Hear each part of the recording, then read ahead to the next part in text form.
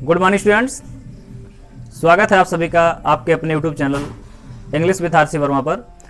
प्यारे स्टूडेंट्स, आज हम लोग इस वीडियो में नरेशन को पढ़ेंगे। नरेशन हमारा बहुत ही इम्पॉर्टेंट टॉपिक है। हर एग्जाम में नरेशन आपके लिए बहुत ही महत्वपूर्ण होता है। नरेशन में क्या कैसे करना है, सबसे पहले हम देखते हैं नरेशन होता क्या है। नरेशन मतलब होता है संवाद, वाद विवाद, जो आपस में लोग बातचीत करते हैं। दो लोगों के बीच में आमने सामने जो बात होती है, डायरेक्ट जो वार्तालाप होती है वहाँ से होती है, उसी को हम कहते हैं नरेशन। तो नरेशन जो हमारा होता है ये दो प्रकार का होता है। एक आपका होता है डायरेक्ट नरेशन,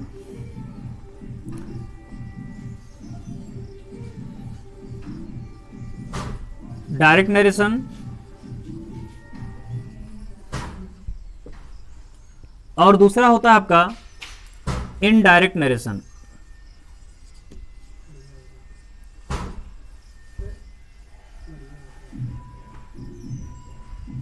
इनडायरेक्ट नरेशन। अब डायरेक्ट नरेशन होता क्या है, इसको हम पहले जान लेते हैं। डायरेक्ट नरेशन उसको कहते हैं जो हम डायरेक्ट बात किसी से, मतलब वक्ता के द्वारा जो बात सीधे या प्रत्यक्ष रूप में व्यक्त कर दी जाए। जैसे मैं बोल रहा हूं, आप लोग सुन रहे हैं, तो जो मैं बोल रहा हूं आप लोग सुन रहे हो, यही हमारे और आपके बीच में जो वार्तालाप हो रही है, ये सब क्या है, ये डायरेक्ट नरेशन होता है। तो कैसे इसको हम समझेंगे, आइए हम एक एग्जांपल देख लेते हैं इसके लिए, डायरेक्ट नरेशन के लिए। जैसे सेंटेंस आपका, the boy says to me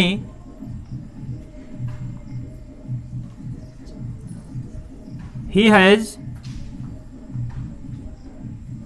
gone to school, he has gone to school। ये सेंटेंस है। ये कह रहा है the boy says to me he has gone to school। लड़का कहता है मुझसे, लड़का मुझसे कहता है he has gone to school, वह स्कूल चला गया है। अब लड़का जो कह रहा है ये बोलने वाला हो गया, ये स्पीकर हो गया आपका। ये बॉय क्या है, स्पीकर हो गया, बोलने वाला हो गया। इसको कहेंगे वक्ता, ये बोल रहा है। अब ये सूचना दे रहा है, यहाँ से बोल के कुछ बता रहा है। क्या बता रहा है, जो बता रहा है यहाँ पर दिया गया है कि he has gone to school, वह स्कूल चला गया। ये डायरेक्ट किसी से बता रहा है, जिससे बता रहा है वो सेकंड पर्सन होगा, और ये बोल रहा है तो फर्स्ट पर्सन होगा। तो फर्स्ट और सेकंड पर्सन के बीच में जो बात होती है, आमने सामने जो डायरेक्ट बात होती है, उसी को हम कहते हैं डायरेक्ट नरेशन। कहने का मतलब वक्ता के द्वारा कही हुई बात को जो हम सीधे या डायरेक्ट पेश करें, इस तरह से, वो हमारा होता है डायरेक्ट नरेशन। तो समझ गए होंगे आप लोग डायरेक्ट नरेशन क्या होता है। अब देखेंगे ये जो हमारा डायरेक्ट नरेशन होता है, ये दो भागों में बटा होता है। दो भागों में, एक आपका है रिपोर्टिंग वर्ब। ये कौन होता है रिपोर्टिंग वर्ब, जो इन्वर्टेड कामाज, जो ये इन्वर्टेड कामाज है, ये इन्वर्टेड कामाज के बाहर जो होता है उसको हम कहते हैं रिपोर्टिंग वर्ब। आरएस इसको बोल सकते हैं, आरवी बोल सकते हैं इसको, रिपोर्टिंग वर्ब शॉर्टकट में। रिपोर्टिंग, आर का मतलब रिपोर्टिंग, वी का मतलब वर्ब। रिपोर्टिंग वर्ब, इसका मतलब सूचना देने वाली क्रिया, जहां से वक्ता बता रहा है, बोल रहा है, वो होता है रिपोर्टिंग वर्ब। अब ये क्या बोला वक्ता, क्या बोल रहा है, जो बोल रहा है इसी को हम कहेंगे आरएस, रिपोर्टेड स्पीच। इसको क्या बोलेंगे, रिपोर्टेड स्पीच। ये इन्वर्टेड कामाज के अंदर बंद होता है। ये जो इन्वर्टेड कामाज होता है, इसके बीच में जो बंद होता है उसको हम कहते हैं रिपोर्टेड स्पीच, और इसके बाहर जो होता है उसको हम क्या कहेंगे, रिपोर्टिंग वर्ब। तो आप लोग रिपोर्टेड स्पीच और रिपोर्टिंग वर्ब समझ गए होंगे कि जो हमारा नरेशन, डायरेक्ट नरेशन होता है, वो दो भागों में बटा होता है, एक रिपोर्टिंग वर्ब में और दूसरा रिपोर्टेड स्पीच में। तो ये हो गया आपका डायरेक्ट नरेशन। डायरेक्ट नरेशन कामा और इन्वर्टेड कामाज में होगा। और इनडायरेक्ट क्या होगा, अब इनडायरेक्ट का मतलब क्या होगा, इसको हम पहले समझ लेते हैं। हमारा इनडायरेक्ट नरेशन होता क्या है, इसको हम समझेंगे। अब इनडायरेक्ट मतलब होता है अप्रत्यक्ष संवाद, जो अप्रत्यक्ष रूप से बातचीत की जाती है। डायरेक्ट मतलब जो प्रत्यक्ष रूप से आमने सामने बात की जाए, वो डायरेक्ट नरेशन। और जो डायरेक्ट नरेशन मतलब जो वक्ता और उसके सामने वाले से बात हुई है, उसी बात को अगर हम घुमा फिरा कर पेश करें, कोई थर्ड पर्सन उसको घुमा फिरा कर पेश करे, अपने हिसाब से पेश करे, तो उसको हम कहेंगे इनडायरेक्ट नरेशन। अब इसी सेंटेंस को अगर हम इनडायरेक्ट बना दें तो क्या हो जाएगा, द बॉय, यहां सेज टू के स्थान पर हो जाएगा tells me, comma inverted commas को हटाकर इसको दैट कंजंक्शन से जोड़ देंगे। He has gone to school. अब वक्ता के द्वारा कही हुई बात को अगर घुमा फिरा कर व्यक्त किया जाए, कोई थर्ड पर्सन अपने भाषा में उसको व्यक्त करे, सेम टू सेम वही बात नहीं कह पाएगा, कुछ ना कुछ उसमें उतार चढ़ाव आएगा। कुछ शब्द अपने तरफ से जोड़कर कहेगा, कुछ बढ़ा के कह सकता है, कुछ घटा के कह सकता है। तो वक्ता के द्वारा कही हुई बात को घुमा फिरा कर व्यक्त करना ही इनडायरेक्ट नरेशन कहलाता है। यह है आपका क्या हो गया, ये इनडायरेक्ट नरेशन हो गया। देखिए यहां पर, यहां सेज टू लिखा था, यहां टेल्स हो गया, कामा इन्वर्टेड कामा को हटाकर दैट से जोड़ा गया, लास्ट में फुल स्टॉप आ गया, सब हट गया। तो ये क्या हो गया आपका, ये इनडायरेक्ट नरेशन हो गया। अप्रत्यक्ष संवाद, जो अप्रत्यक्ष रूप से बात हो, मतलब उसी बात को अप्रत्यक्ष रूप से व्यक्त किया जाए, सामने सामना ना व्यक्त किया जाए, तो उसको कहेंगे हम इनडायरेक्ट नरेशन। तो प्यारे स्टूडेंट्स, डायरेक्ट नरेशन और इनडायरेक्ट नरेशन आप अच्छी तरह से समझ गए होंगे। अब इसको हम अपने मुख्य टॉपिक की तरफ ले चलते हैं। अगर वीडियो आपको अच्छी लगेगी तो उसको लाइक करना मत भूलिएगा। हाँ, मेरे चैनल पर अगर आप नए हैं तो इसको अभी तुरंत सब्सक्राइब कर लीजिए। नीचे आपके वीडियो के नीचे लाल बटन में सब्सक्राइब होगा, उसको प्रेस कर दीजिए और बगल में बेल आइकन है उसको भी दबा दीजिए, जिससे आपको हर वीडियो का नोटिफिकेशन मिलता रहे। तो आइए चलते हैं हम, अब देखते हैं कि हम नरेशन को, डायरेक्ट नरेशन को इनडायरेक्ट में कैसे बदलेंगे। इसके नियम को पहले हम कैसे समझेंगे, क्या इसमें होता है नियम। सबसे पहले हम आइए चलते हैं, आपको सेंटेंस की तरफ ले चलते हैं, सेंटेंस को पहचानेंगे।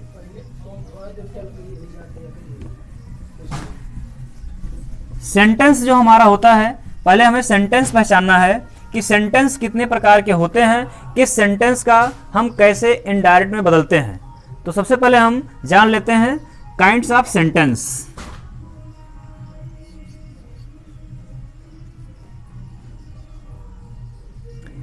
काइंड्स ऑफ सेंटेंसेस मतलब वाक्य के प्रकार। वाक्य कितने प्रकार के होते हैं, सबसे पहले हम इसको जान लेते हैं। सबसे पहले हम जानेंगे काइंड्स ऑफ सेंटेंस क्या है। सेंटेंस का प्रकार आपका है, 5 प्रकार का सेंटेंस है। पहला है आपका असर्टिव सेंटेंस,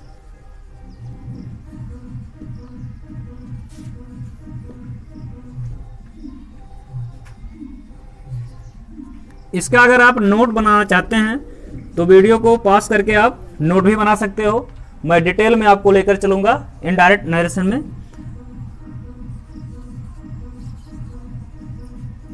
अगला है आपका इंटेरोगेटिव सेंटेंस, तीसरा आपका है इंपेरेटिव सेंटेंसेस, फोर्थ आपका ऑप्टेटिव सेंटेंसेस,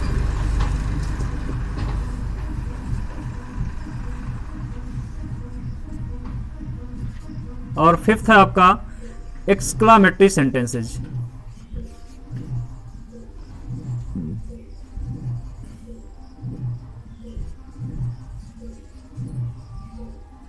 ये आपके 5 प्रकार के सेंटेंसेस हैं। पहला है असर्टिव सेंटेंस, दूसरा है इंटेरोगेटिव सेंटेंस, तीसरा है इंपेरेटिव सेंटेंस, चौथा है ऑप्टेटिव सेंटेंस और पांचवा है आपका exclamatory sentences. Assertive sentence means होता है साधारण वाक्य, इंटेरोगेटिव मीन्स होता है प्रश्नवाचक, और इंपेरेटिव सेंटेंस मतलब होता है आज्ञासूचक, ऑप्टेटिव सेंटेंस मीन्स होता है इच्छाबोधक, और एक्सक्लामेटरी सेंटेंस मीन्स होता है विस्मयादिबोधक या आश्चर्य सूचक। तो आइए चलते हैं, हम पहले जान लेते हैं हमारा असर्टिव सेंटेंस क्या होता है। जब तक ले हम सेंटेंस नहीं पहचानेंगे, हम डायरेक्ट से इनडायरेक्ट उतना अच्छी तरह से नहीं बना पाएंगे। हमको सेंटेंस का ज्ञान होना बहुत ही जरूरी है। जब हम सेंटेंस का जानकारी रखेंगे तो हमें इनडायरेक्ट बनाने में बहुत परेशानी नहीं होगी। तो सबसे पहले हम सेंटेंस को जान लेते हैं और तब हम अपने टॉपिक की तरफ चलते हैं कि कैसे असर्टिव को, इंट्रोगेटिव को और इंपेरेटिव को, ऑप्टेटिव, एक्सक्लेमेटरी को हम इनडायरेक्ट में बदलेंगे। तो सबसे पहले हम असर्टिव को समझते हैं। यहीं पर देख लीजिए, असर्टिव मीन्स होता है साधारण वाक्य। अब साधारण वाक्य क्या होता है?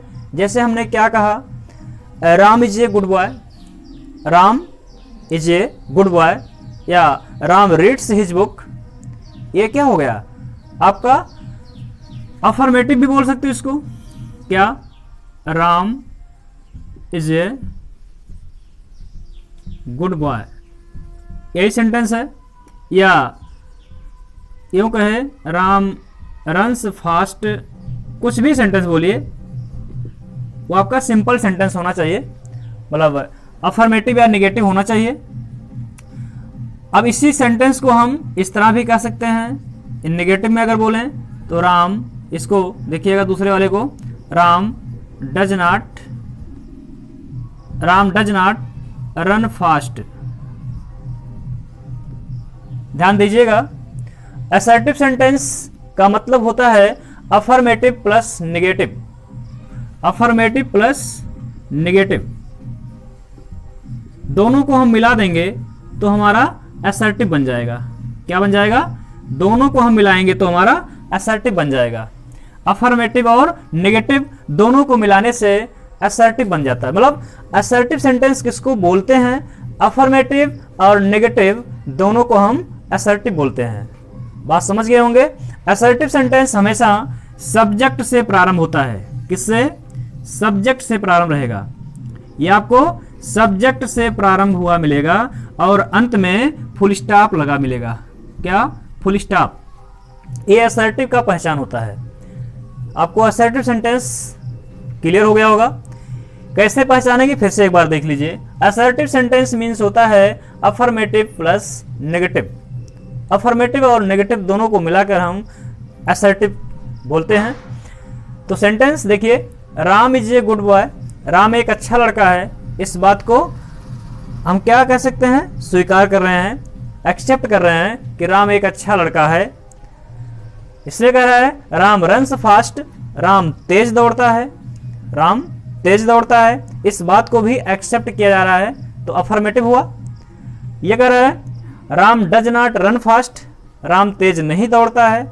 यह हो गया नेगेटिव। तो अफर्मेटिव नेगेटिव दोनों को हम क्या बोलेंगे? असर्टिव। यह आपका असर्टिव सब्जेक्ट से प्रारंभ होता है और अंत में फुल स्टॉप लगा रहता है। ये इसका पहचान है। जब आप सेंटेंस पहचाने रहेंगे तो आपको डायरेक्ट से इनडायरेक्ट बनाने में परेशानी नहीं होगी। यही बात आपको ध्यान देना है। तो अब हम चलते हैं दूसरे सेंटेंस की तरफ।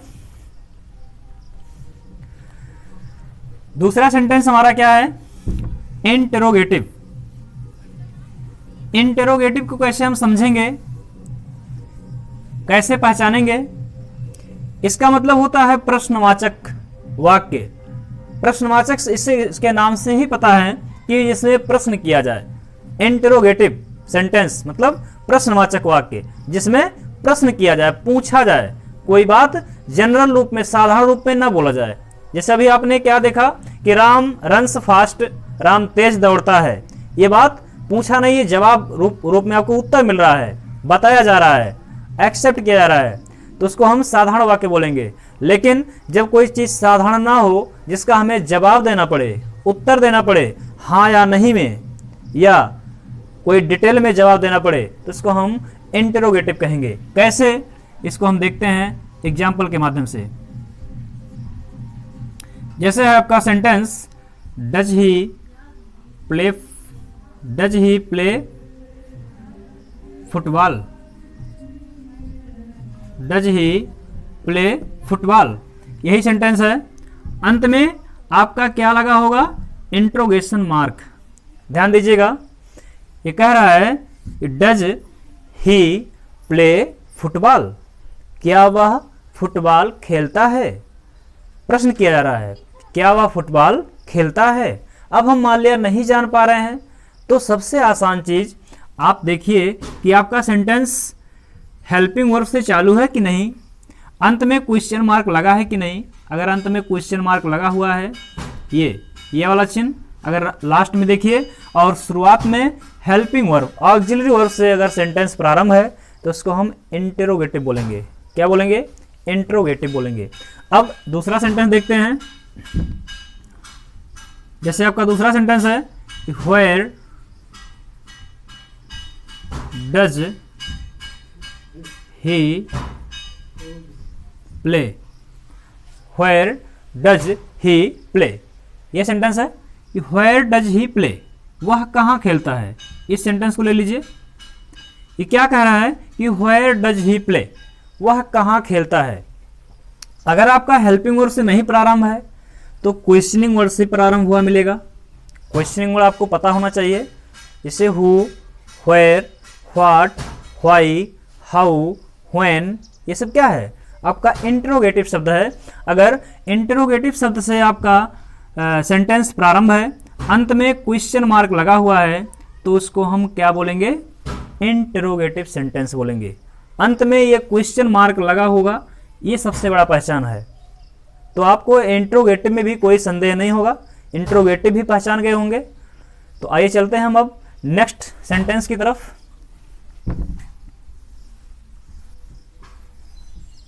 नेक्स्ट सेंटेंस आपका है इम्पेरेटिव। इम्पेरेटिव के नाम से ही पता है कि इम्पेरेटिव, जिसमें आज्ञा दिया जाए, आज्ञा सूचक वाक्य। अब आज्ञा सूचक सेंटेंस में आपको कई प्रकार का सेंटेंस मिलेगा, कई तरह के भाव मिलेंगे, कई तरह के विचार मिलेंगे।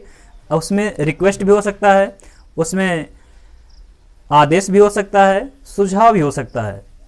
तो इम्पेरेटिव सेंटेंस को पहचानने के लिए हम क्या करेंगे, सेंटेंस से पहचानेंगे कैसे। जैसे कोई कहे गो देयर, वहां जाओ, गो देयर, वहां जाओ। कम हियर, यहां आओ, कम हियर, यहां आओ। डोंट लाफ, मत हंसो। Please give me your pen, please give me your pen. यही सेंटेंसेज हैं आपके सामने,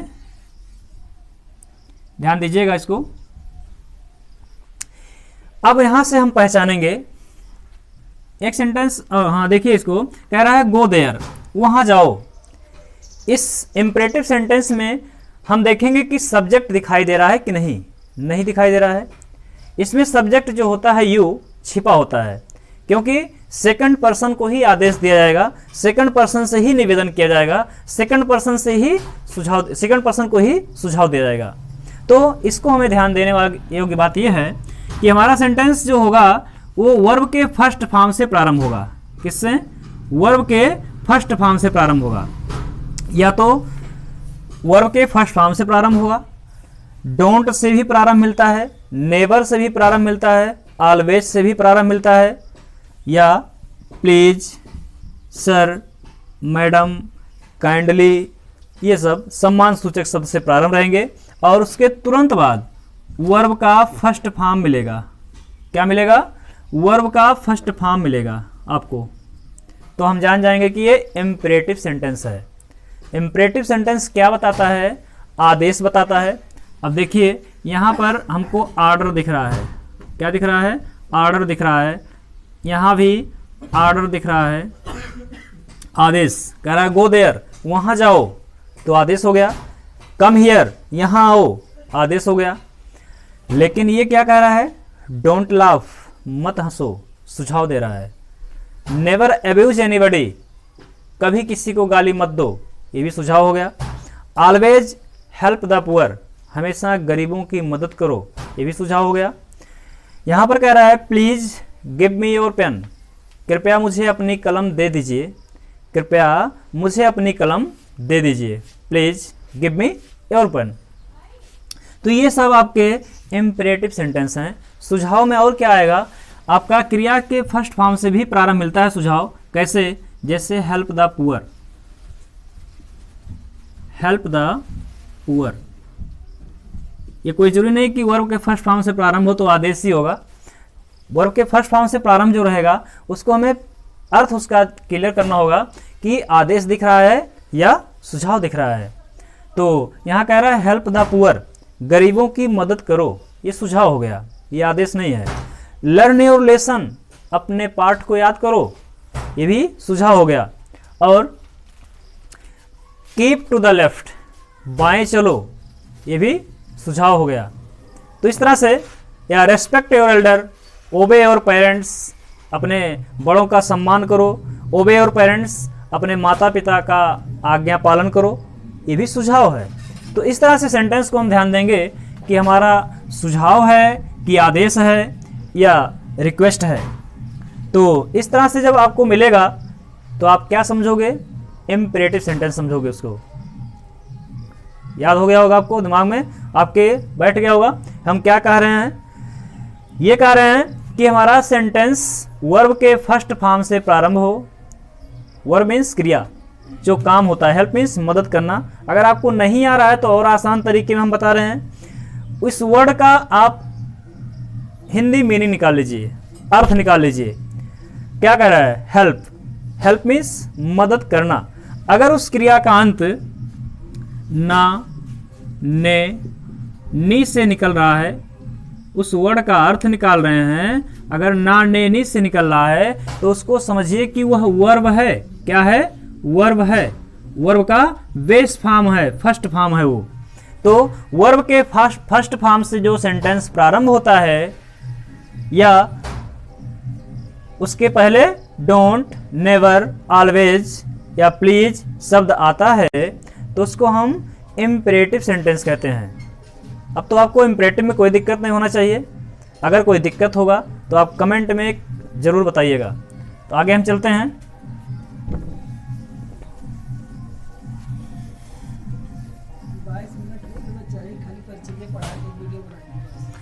अब देखते हैं हम ऑप्टेटिव सेंटेंस।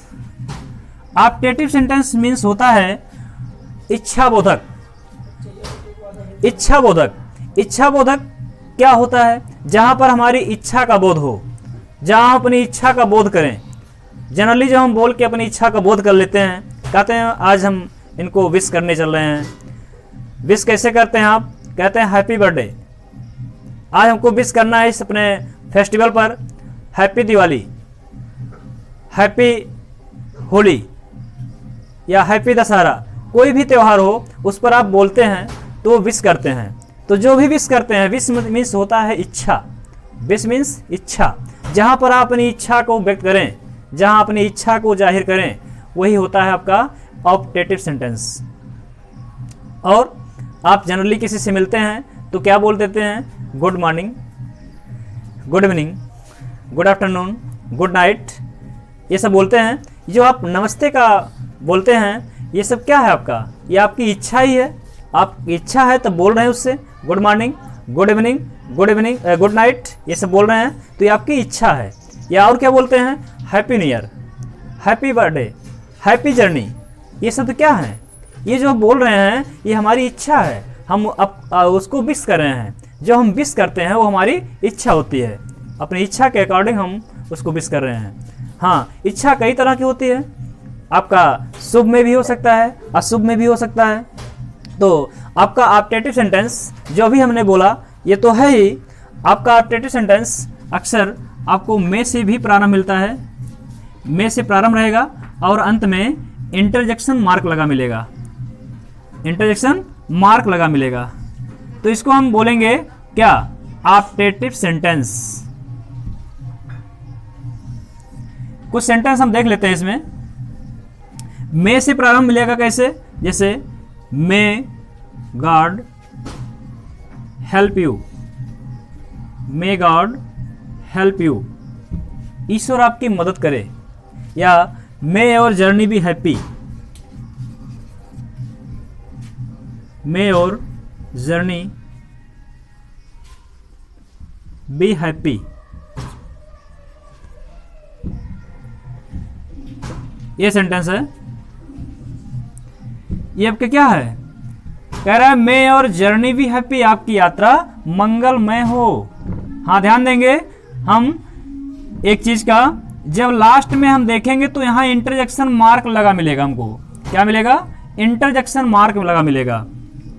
यही ध्यान देना हमको। हमारा सेंटेंस में से प्रारंभ हो, में से, और लास्ट में इंटरजेक्शन मार्क लगा हो तो उसको हम ऑप्टेटिव सेंटेंस बोलते हैं। क्या बोलेंगे? Optative sentence.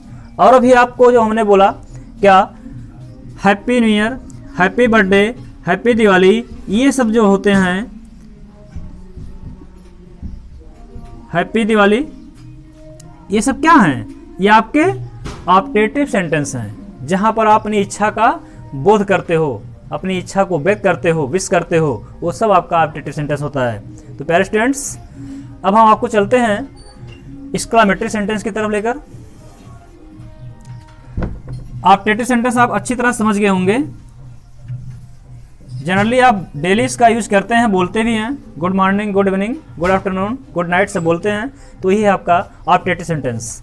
अब चलते हैं एक्सक्लामेटरी सेंटेंस को देख लेते हैं। इसका मीन्स क्या होता है? आश्चर्य सूचक, विस्मयादि बोधक। जो चीज़ हम आश्चर्य से बोलते हैं, जहाँ पर अपने हृदय से हम व्यक्त करें, हृदय की गहराई से जो हमारी बात निकलती है, वो हृदय की गहराई से जो हमारी फीलिंग होती है, वो हमारा होता है एक्सक्लामेटरी। कैसे? इसको हम देखते हैं, इन शब्दों के माध्यम से पहचानेंगे एक्सक्लामेटरी सेंटेंस। ये शब्द होंगे आपके हुर्रा। हुर्रा मीन्स होता है अति प्रसन्न। एलास, एलास ये दुख को बताता है। आह ये भी दुख को बताता है। ओह ये आश्चर्य को बताता है। और ब्रेवो ये शाबाशी देने के लिए यूज करते हैं। जब ये शब्द मिले आपको रिपोर्टेड स्पीच में, रिपोर्टेड स्पीच में ये शब्द मिले, इससे हुर्रा शब्द मिले, उसके बाद इंटरजेक्शन मार्क लगा हो, एलास मिले, एलास के बाद इंटरजेक्शन मार्क लगा हो, आह मिले, उसके बाद इंटरजेक्शन मार्क, ओह और ब्रेवो, इन सभी के बाद इंटरजेक्शन मार्क लगा मिले, तो आप समझ जाइए कि वो आपका एक्सक्लामेटरी सेंटेंस है। क्यों? ये आपके हृदय से बात निकलती है, गहराई से निकलती है। जैसे क्या? हुर्रा अति प्रसन्न। अति प्रसन्नता कैसे दिखाते हैं? कहेंगे हुर्रा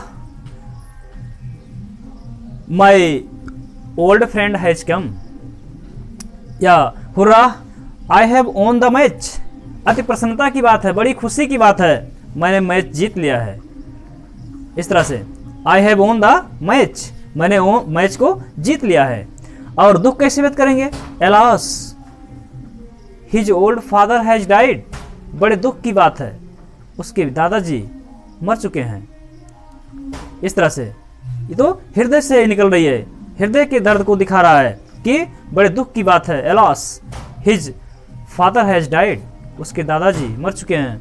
ओह आह, आह आह मतलब हाय होता है, दुख होता है। तो सेम एलास और आह में बहुत ज़्यादा अंतर नहीं है, दोनों एक ही चीज़ है। आह मतलब हाय, मैं बर्बाद हो गया हूँ। आह आई हैव बीन रब्ड, मैं लुट गया हूँ। आई हैव बीन रूइंड, मैं बर्बाद हो गया हूँ। ओह, ओह क्या बताता है? आश्चर्य को बताता है। कोई चीज़ आश्चर्य से बोलें, अजीब से बोलें, ओह माई गॉड, अरे मेरे भगवान, या oh my old friend has come, अरे मेरा पुराना मित्र आ गया है, अरे मेरा पुराना मित्र आ गया है, ऐसे। और ब्रेवो, शाबाश, कहीं शाबाशी देना होता है तो वहाँ पर ब्रेवो बोलते हैं। कैसे? Bravo, you have done well, शाबाश तुमने अच्छा किया। Bravo, you have won the match, शाबाश तूने मैच को जीत लिया है। इस तरह से जहाँ शाबाशी देना होता है वहाँ ब्रेवो।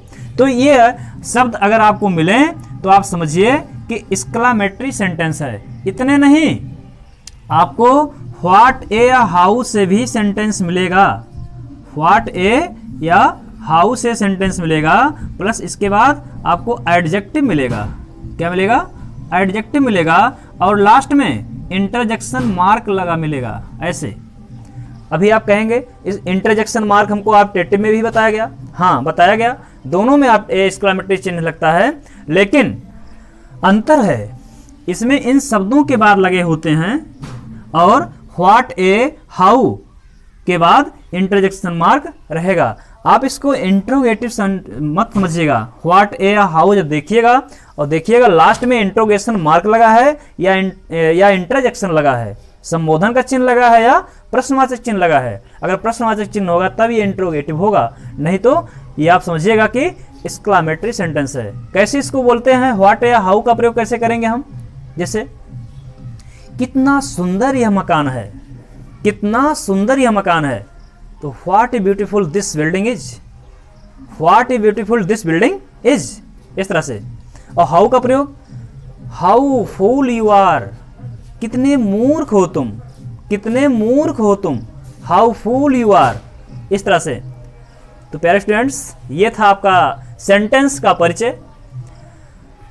जो 5 प्रकार के सेंटेंस थे इसको आपसे हम परिचय करा दिए। अब सेंटेंस में तो आपको कोई दिक्कत नहीं होनी चाहिए। सेंटेंस अगर आपको अच्छी तरह से आ रहा है तो डायरेक्ट से इनडायरेक्ट आप चुटकियों में बनाएंगे। इसके लिए आप बेफिक्र रहिए, मैं आपके साथ हूं। अगर मेरे चैनल पर अभी नए हैं आप लोग तो इसको तुरंत सब्सक्राइब कर लीजिए। आपको मैं नेक्स्ट वीडियो में पुनः नरेशन से संबंधित वीडियो जल्द दूंगा। तब तक के लिए हम आपसे अलविदा चाहते हैं। धन्यवाद।